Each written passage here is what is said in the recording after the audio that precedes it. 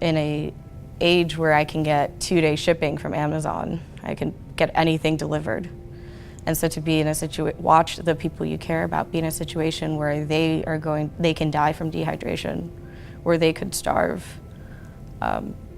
for somewhere that was so close and within the United States was just appalling.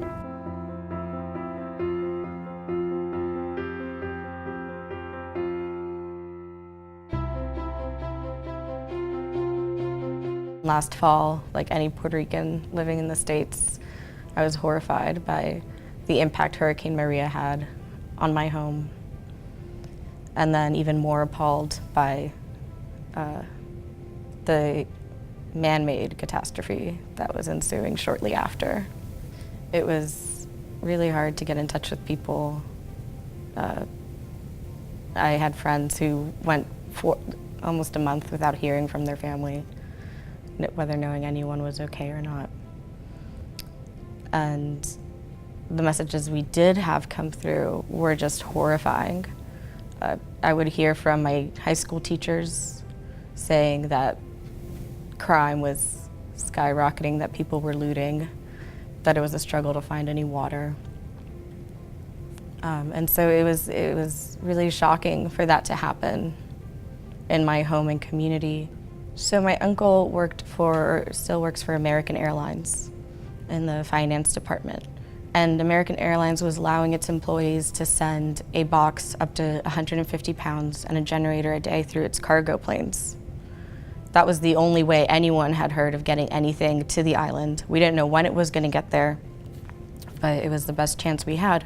So I started asking around. I got in contact with people on the ground, and I would put things for 10 different families in the same box with a list of what was for whom, mostly water and batteries, walkie-talkies, things of that nature.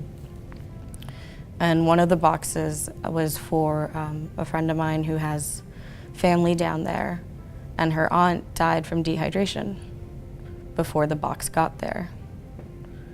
And so I think it was being so close to that situation where we could get in contact with someone and know what they need, but not be able to get it to them, that really just set me off. I had heard of a family that was landing in Florida the next day, and I asked, how is that possible? Like the airport's closed, you can't get it, there are no flights. And then they said, oh, they took a private charter. And so that's where I got the idea to fundraise the money for someone who was going to die if they didn't leave. Had it be for not having insulin, for not having oxygen, not just for those who could afford it, but for those who didn't have a couple days to wait. And on the way down there, fill the plane up with supplies and give it directly to the hands of those who need it. So I had the idea on a Wednesday night. I started fundraising Thursday morning, and by Monday had the $20,000 needed to do so. And so that following Wednesday, October 4th, I chartered a Learjet 45 for $19,000, flew down with a physician from Allegheny Health Network and 1,000 pounds of medical supplies, and evacuated 6 patients. After our first mission was successful, I never thought another plane would be necessary. This wasn't a long-term plan. I just knew that there were people that week, that day, who needed to leave and were going to die if they didn't.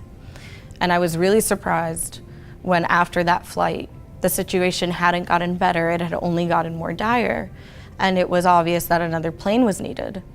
Thankfully, the local media had picked up our story and spread our crowdfunding campaign. And so the city of Pittsburgh just responded, they put their money where their mouth was, and they just responded and supported us and said, we care about what's happening in Puerto Rico. All in all, we ended up running these missions for a period of 10 weeks, and in that period raised $250,000 to fund 5 evacuations. And we were able to bring 76,500 pounds of medicine and medical supplies that we gave directly to physicians, directly to community leaders who were, we made them show us proof that they were using it immediately. And I said, within 24 hours, you need to be distributing this. This is not something to sit in a warehouse. And then most importantly, evacuate 296 patients who then were able to receive proper medical attention in the United States. I think it was the attitude of the entire team was whatever happens to me now, it doesn't matter, because anything that happens to me now, I can fix later. But if we don't save this life, if we don't get this plane and evacuate these people, they're going to die, and there is nothing that you can do to change that afterwards. So if we failed a class, if we lost our job, if we got really sick, we could take care of it later, but the other option it wasn't an option. It wasn't an option not to do it. I think my team and I were really lucky in some ways because we weren't an organization. We were able to move really quickly. We didn't have red tape. And I don't think an organization would have been able to move as quickly as we did, because there's a lot of decisions that need to be made instantly, and you don't have time to mull it over or pass it over a board of directors. Now, it was more difficult for us to do what we did because we weren't an organization. We could not offer tax-exempt donations, for example. We couldn't receive grants. We could not receive any foundation money. And that was very frustrating considering we lost lives from not having the adequate financing. I would have a waiting list of patients, finally have the down payment for a plane, and then call back the family member, the point of contact, and they would say, so-and-so passed away. These were people who really didn't have, a couple days made a big difference. So now we want to use what we did in the past, the momentum from our flights, to create this nonprofit so that we can help our island moving forward. So we founded our nonprofit is called 296 Plus, and that commemorates the 296 lives we saved after Hurricane Maria and our focus on wanting to save more. Our mission is to deliver humanitarian aid to those facing the failures of critical systems.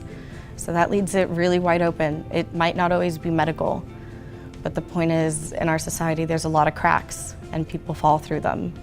And I think you need organizations dedicated to making sure that deaths don't come from those failures. One of the most important takeaways from what my team and I were able to accomplish is what one person can set into motion. I didn't do any of this on my own. I had a team of 9 classmates who joined me for my flights. We had physicians who came on board. We had a lot of pillars in the community support us and help us fundraise. But it was one person with a crazy idea who set all of that into motion. And so I would never want anyone to think that one problem is so big and that they have no business even attempting it, because sometimes you just need a force behind a solution to make it possible. What my team and I were able to accomplish shows that there's room for individual action. If you are dedicated enough, if you're passionate enough, you will find a way. What I did was absolutely absurd. It worked, but it was an absurd idea. But again, with enough passion and commitment, you'll find a way to improve a situation. To be an activist is to see a problem and stand up and find a way to do something about it.